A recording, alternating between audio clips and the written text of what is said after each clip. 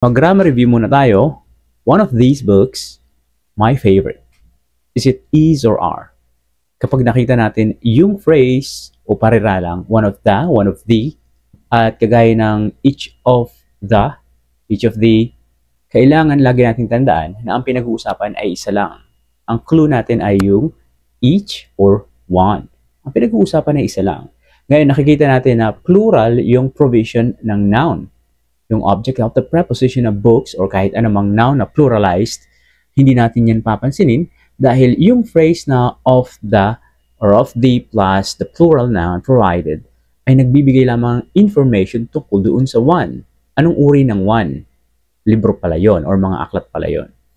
Now, hindi natin papansinin yon at ang pinaka dapat nating bilangin or pansinin ay yung one or each. Isa lang ang pinag-usapan. Ang sagot natin ay is, hindi are. Kapag iba ang verb na ginamit, kapag gagaya ng ang pinagpipilian ay yung may S at walang S, since isa lang pinag-uusapan, yung may S na verb ang gagamitin.